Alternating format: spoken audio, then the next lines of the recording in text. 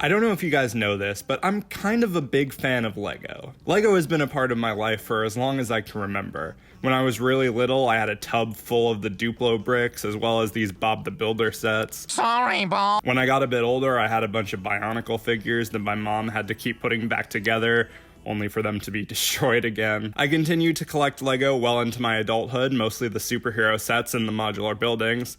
And I even work for the company. I've been working at the Lego store in Chicago for a little over 4 years. Possibly the biggest impact Lego has had on my life was when I was about 11 or 12. My mom sent me to a week-long Lego camp over the summer where they had different classes you could take.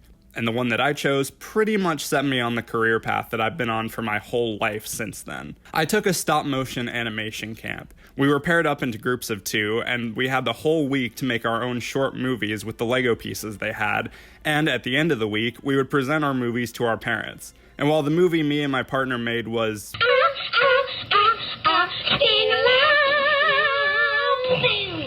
not good, I still had a blast. I learned so much about filmmaking, and from that point on, I decided this is what I want to do for the rest of my life. I downloaded a free stop-motion app on my mom's phone. I used the sets and pieces I had in my collection to practice making my own animations. Eventually, I started a YouTube channel where I could post my animations, and over time, I shift towards live-action shorts and even started another YouTube channel for movie reviews. Basically, Lego has been there all throughout my life and has helped me even to this day, and I will always be grateful for that. Now, I want to rewind a little bit. It was a year or so after I had gone to the Lego animation camp, and suffice to say, my passion had been well and truly cemented. I had made multiple short animations, I started following other famous brick filmers like Forest Fire Films and Brotherhood Workshop. I was looking up tutorials on how to improve my animations and add special effects, etc. I was a little obsessed. So imagine my excitement as I'm browsing YouTube on the public computer at my local library, because fuck yeah, that's what I did with my free time. And I saw this. Hello, I'm Emmett.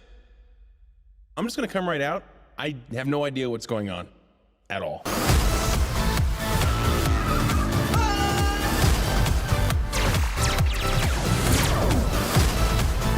freaking out!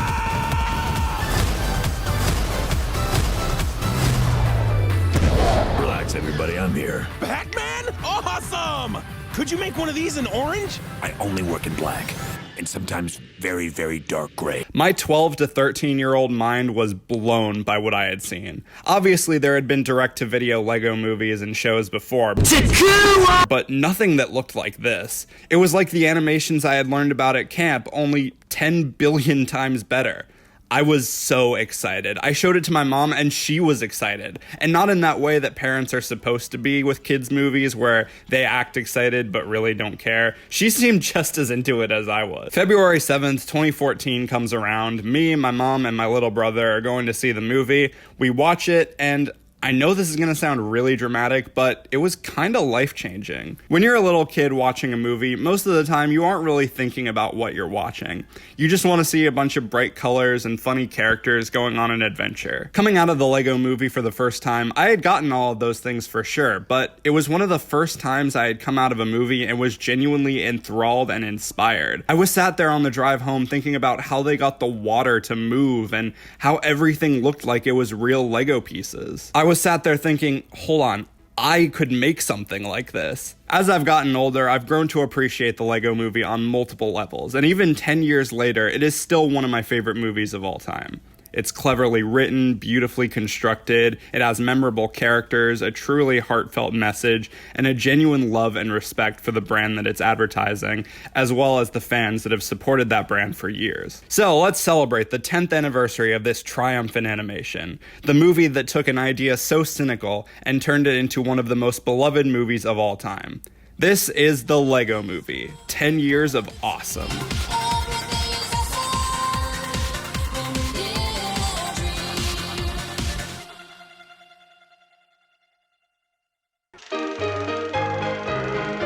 The story of this film begins with this man, Taiwanese-American film and TV producer Dan Lin. He was at home with his 5-year-old son watching him play with his Lego, and he was enamored by the creativity and imagination it inspired. He had 2 bricks clicked together, and he was running around the house flying them like they were a spaceship. They were just 2 bricks, but in his mind, it was a much grander adventure. And I thought, wow, what a creative toy. There should be a movie. He hired writers Dan and Kevin Hageman to put together a treatment about an ordinary Lego minifigure that goes on a grand adventure that reverts to live action in the 3rd act, and in 2008, Lin traveled to the Lego headquarters in Denmark to pitch them their vision. The people at Lego were understandably hesitant, as they were already a highly successful toy brand, and doing a movie seemed like too big a risk. But after hearing the pitch from Lin, Lego Vice President of Licensing and Entertainment Jill Wiffert said, "Once we heard the pitch, how Dan felt he could bring the values of the brand to life, we started to think, this could be interesting." And with that, Warner Brothers gave the green light, putting up $60 million to make this movie happen. Phil Lord and Chris Miller, who had just come off of doing Cloudy with a Chance of Meatballs,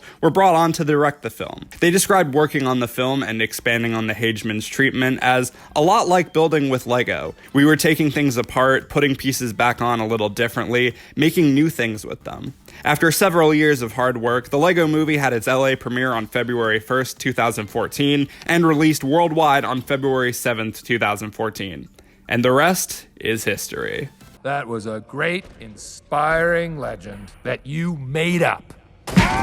When putting together the initial treatment, Dan Lin and the Hagemans wondered how they could effectively create an epic big screen adventure with Lego. The whole idea with Lego bricks is that they're a blank slate and lets you create your own story. There's no history to Lego characters, so how do you make a movie about them? In the end, the answer was obvious. Make the story as standard and overused as possible so that A, it allows them to play into the creative aspect, and B, it will make the impact of the twist in the 3rd act hit all the harder. The story centers around Emmett, played by Chris Pratt, an ordinary construction worker who gets thrust into this crazy adventure to stop the evil President Business, played by Will Ferrell, from destroying the world. Teamed up with a goth chick named Wildstyle, played by Elizabeth Banks, a wise wizard named Vitruvius, played by Morgan Freeman, and many other colorful characters, Emmett must unlock his creative potential and become a master builder so he can defeat Lord Business and save the day. Looking at the story at face value, it is a very prototypical Chosen One story that has been used in several movies over the years. Even the angle of it being an ordinary everyman who has to become greater is not really original. So why does that type of story not only work here, but ends up being the perfect framework for this movie?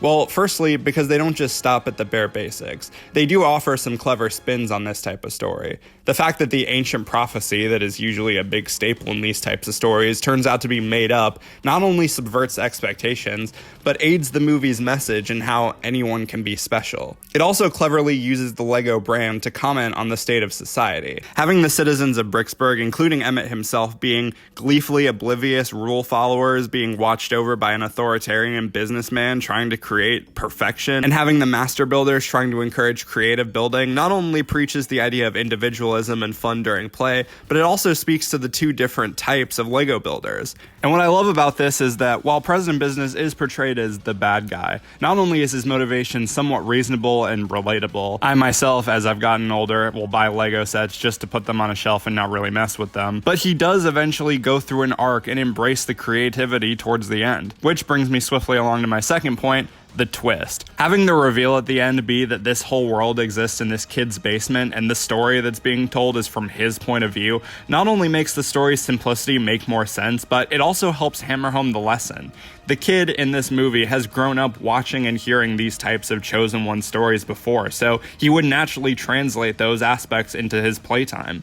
Adding on to that, the relationship he has with his dad and viewing him as the bad guy of the story because he won't play with him makes sense and makes the final speech and the message of creativity and playtime hit that much harder. I'm sure there were a lot of LEGO fans that watched this with their kids, and it sparked a moment of bonding, something fun that they could share that their kids could pass on in the future. So yes, the story for this movie, while very simple, works incredibly well. Not just in the clever twists and turns it takes, but how it integrates the LEGO brand into its message. Hey guys, I think we're about to crash into the sun. Yeah, but it's gonna look really cool. Probably the thing this movie is most famous for is its animation. As I said towards the start, there have been direct-to-video movies and shows using LEGO characters and designs as far back as 2001. But if you took out the distinct minifigure characters and the renderings of LEGO builds and vehicles, they might as well have just been standard CG animated films. Lord & Miller wanted this to look and feel like LEGO stop motion. They took inspiration from fan-created brick films, most notably The Magic Portal by Lindsay Fillet. They wanted audiences to be able to pause any frame in this movie and be able to recreate it at home with the pieces from their collection. Lord & Miller collabed with Australian effects company Animal Logic to help bring their vision to life. And Jesus Christ did their efforts pay off, because the animation in this movie is spectacular. Firstly, the fact that everything you see on screen, from the buildings to the characters to various elements like fire, water, smoke, etc., all of it is made with individually rendered LEGO pieces, is crazy impressive. In fact, if this movie were to be made in stop motion, it would have taken 10 years and around 15 million LEGO bricks to make.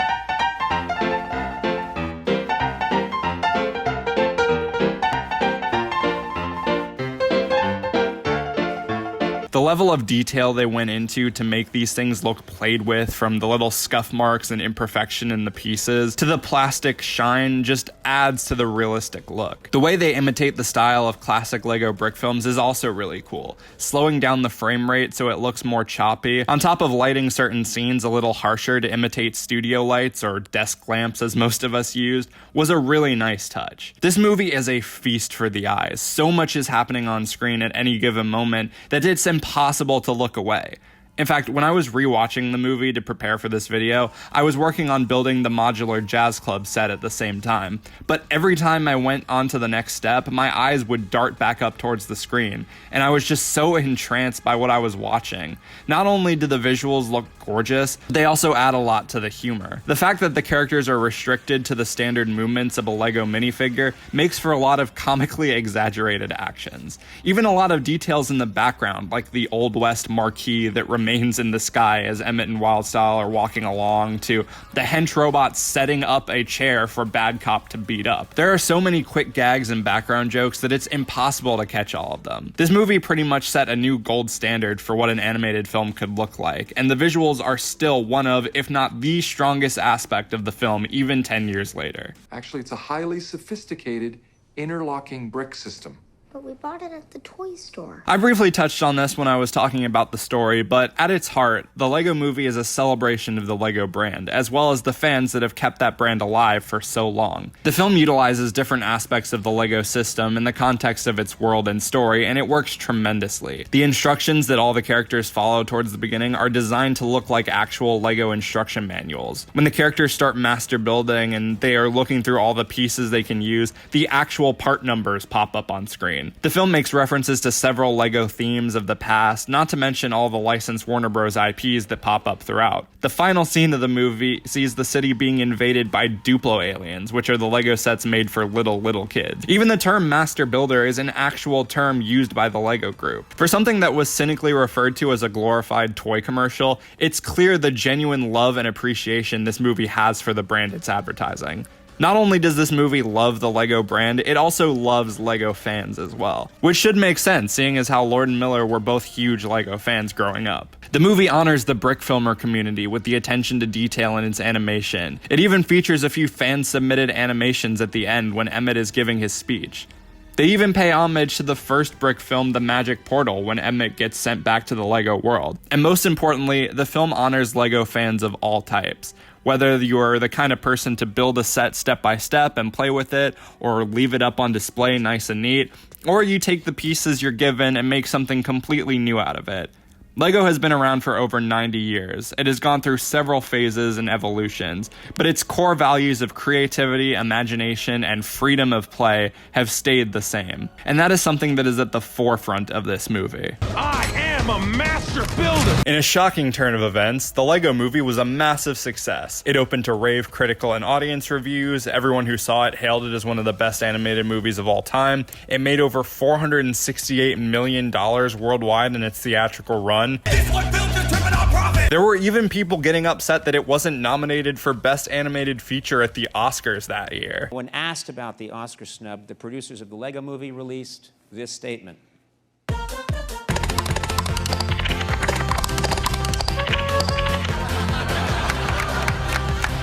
That is bullshit. Not only was it super successful, but it was also very impactful. Hollywood took several lessons from the LEGO Movie and its success.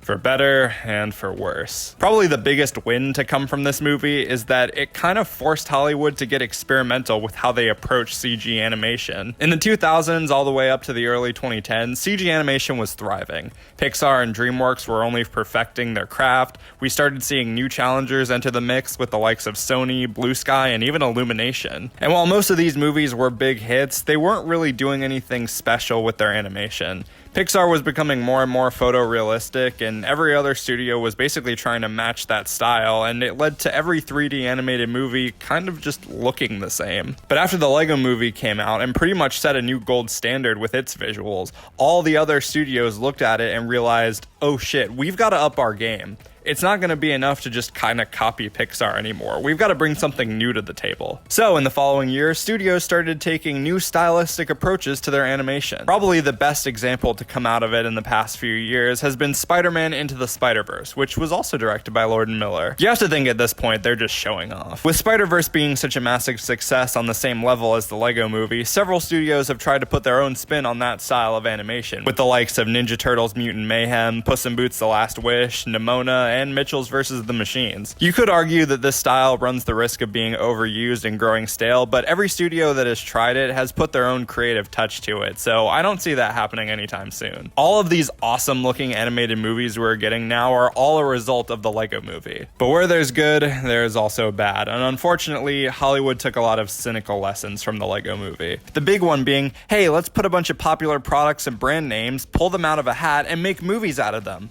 No, we're not going to put in the same effort and care that the LEGO Movie did. Let's just make a giant fucking commercial with no substance whatsoever. Now, I'm not gonna act like there weren't commercial-esque movies before this. I mean, for Christ's sake, last year I watched 42 Barbie movies. But even with the worst of those, they weren't overly cynical and obvious about pushing their product. Shit like the Emoji Movie and the Playmobil Movie, on the other hand, are literally just feature-length commercials. They don't do anything fun or subversive, they are just there to advertise. And even if you don't like the LEGO Movie, you can't claim that their number one priority was just to be a cash grab. At first. Another frustrating takeaway from the LEGO Movie was, let's take all of our intellectual properties and mash them into a giant crossover. We entered a very heavy nostalgia pandering phase in the mid-2010s that we never really got out of. And with the LEGO Movie bringing in multiple licensed characters as cameos, that prompted several movies in the following years to play Spot the Easter Egg with their IPs. That's why you saw all the Disney, Marvel, and Star Wars characters in Ralph Breaks the Internet. Space Jam: A New Legacy was essentially an ad for HBO Max with all the Warner Brothers characters in the background. Some movies it made sense, like in Ready Player One, but most of the time it was just there because. At least with the Cloud Cuckoo Land scene and the Star Wars cameo in the LEGO Movie, it was A, funny, and B, important to the story. They weren't just throwing in egregious cameos for the sake of it. In the first movie. Okay, let me address this because I know a lot of you are going to be thinking, hey, but what about the other LEGO Movie? In fact, I'm not all that smart. With the Lego Movie being such a massive success, a follow-up was basically inevitable. Warner Bros. Greenlit a sequel in 2015 with an eventual 2019 release date, along with 2 Lego Movie spin-offs to be released in 2017. Now, I actually did in-depth spoiler reviews on all 3 of these movies when they came out, but I'm gonna be honest, I don't think these have held up all that well. Not just because the opinions on these movies have changed as the years have gone on, but also, I just don't think these are good reviews. They aren't well paced, well edited, well written, or really all that objective. I made these when I was like 16, back when I didn't really know how to review movies properly, so I don't think they're a good reflection of who I am now. So before we wrap this video up, let me give you my brief thoughts on the forgotten Lego Movie sequel and spin-offs. The first is the Lego Batman movie, which features Will Arnett returning as Batman and shows the Cape Crusader learning about the importance of family as he has to stop the Joker from taking over Gotham City. Despite making a few references here and there, this movie is a lot more concerned with being a Batman movie than a Lego movie. And for what it is still a lot of fun. It does admittedly hit a bit of a lull in the second act, and I don't think the morals are nearly as strong as the Lego Movie, but the characterization is great. The way they portray Batman and Joker's relationship as a rom-com is hilarious. The voice acting is great, the humor is very punchy, the animation is still gorgeous despite not everything looking like Lego, and of course, if you're a diehard Batman fan, the level of love they show with all the Easter eggs and references won't go unnoticed. Using my current rating scale, I'd probably give this a 4 out of 5. Next, released in the same year, is the Lego Ninjago movie. Based on the popular Lego theme and TV series of the same name, the movie stars Dave Franco as the leader of the secret ninja force, who have to unlock the power inside themselves and stop the evil Lord Garmadon from taking over the city. 17-year-old me was way too nice to this movie when I first reviewed it. While I've definitely seen worse kids movies over the years, this is easily the weakest of the Lego Movie franchise. The story isn't interesting, the characters are all bland and boring, the humor tries way too hard and ends up just being really awkward. The animation is still impressive, but again, not everything is made of Lego. The emotional connection between Lloyd and his dad worked well enough, and there were some gags that got a chuckle out of me, particularly ones that involve a giant cat, but for the most part, this is a very in one ear, out the other type of movie. I would say this only appeals to Ninjago fans, but even they seem to agree that this movie sucks. 2.5 out of 5. And finally, the Lego Movie 2, the second part, takes place in the aftermath of the Duplo invasion from the first movie. Wildstyle, Batman, and the rest of the supporting characters get kidnapped and brought to the Sistar system. So Emmett must team up with a super macho explorer named Rex and travel across the stars to save his friends before the world-ending event of Armageddon. Much like Ninjago, I was very generous to this movie in my initial review, but even back then, I recognized a lot of the problems with it. While again, there have been way worse movies out there, and it's not as boring and generic as Ninjago, it is still one of the weakest of the Lego Movie series. The pacing is really shoddy, the story starts out kind of fun, but then grinds to a halt once they get to space. The humor is clunky, the songs are pointless and obnoxious, the new characters have moments but are mainly just one note. Even the messages about stuff like growing up, gender roles, and sibling relationships are compelling but not nearly as cleverly conveyed. Because we already know the twist from the first movie, the impact isn't there in this one because they keep showing flashes of the real world and making very obvious references like being trapped on the planet of Undar of the Dryar system. Get it? And eventually they just give up and spell everything out for us. This isn't even happening. It's all just the expression of the death of imagination in the subconscious of an adolescent.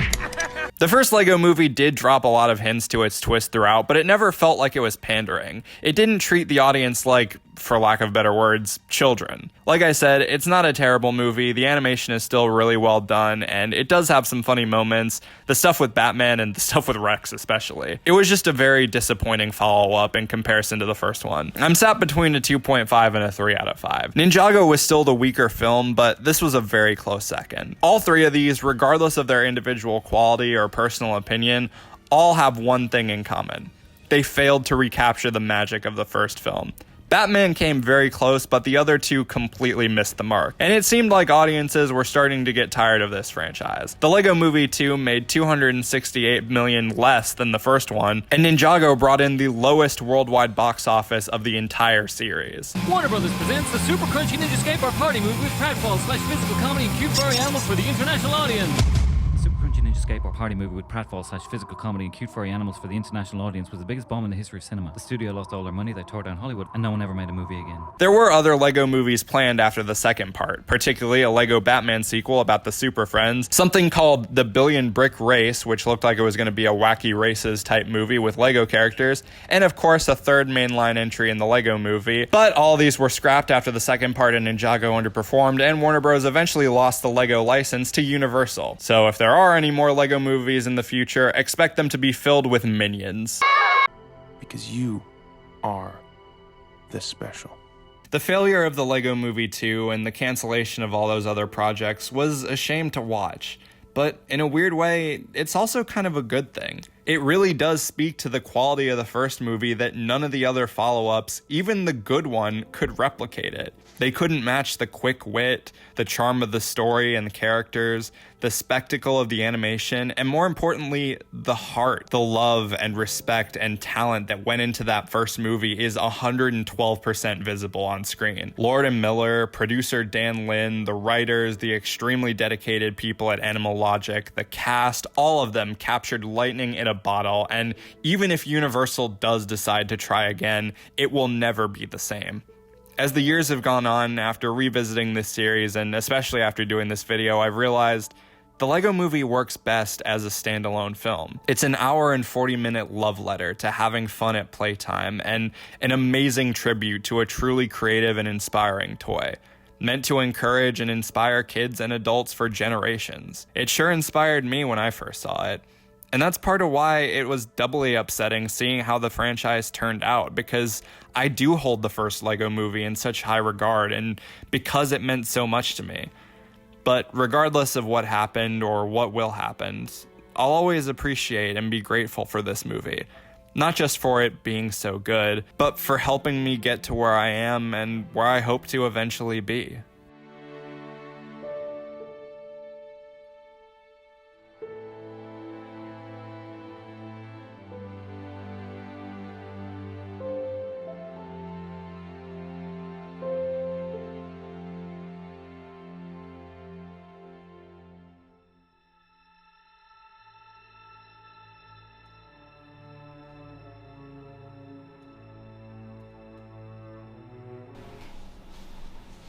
Happy 10th anniversary, LEGO Movie. Thank you for your imagination, your creativity, your heart, your inspiration, and just thank you for being awesome. And now, for the 100th and most certainly not last time, hit it.